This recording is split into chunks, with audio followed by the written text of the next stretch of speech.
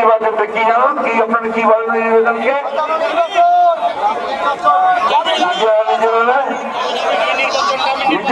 দামি ইলেকশন বলে না সবাই, দামি ইলেকশন।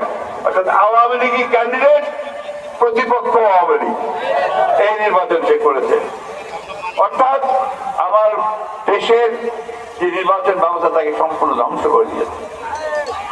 বন্ধুগণ, সেই বাংলাদেশকে ফিরিয়ে পাওয়ার জন্য আমাদের নেতা তারেক রহমান সাহেব তিনি একটা স্লোগান দিয়েছিলেন। সেই স্লোগানটা কি ছিল মনে আছে আপনাদের? Take back, take back. এই স্লোগান তারেক রহমান সাহেব দিয়েছিলেন, তাই না? আরেকটা স্লোগান দিয়েছিলেন, ফয়সালা হবে কোথায়, ফয়সালা হবে কোথায়? সেই রাজপথেই ফয়সালা হয়েছে না? ওই রাজপথে ছাত্র জনতার তারাকে হাসিনাকে পালিয়ে যেতে হবে। তাই তো বলতে পারবো। আপনাদের এই রাজপথকে আমি অনেক সম্মান করি।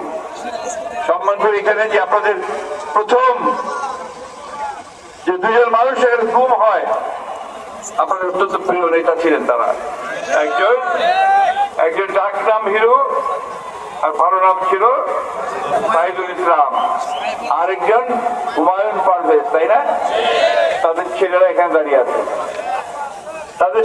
দাঁড়িয়ে আছে, ওনারা গুম হওয়ার পরে ওরা যখন প্রথম আমাদের ম্যাডাম খালেদা জিয়ার সাথে দেখা করতে যান, তখন ওরা ছোট ছোট ছিল।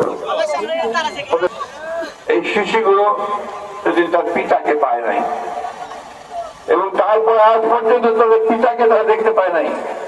তারা সবসময় মনে করে, ভাবে যে বোধহয় তাদের পিতা, তাদের বাবা ফিরে আসবে, মাথায় হাত রাখবে তাদের, সেই মাথায় তাদের হাত রাখতে পারে না।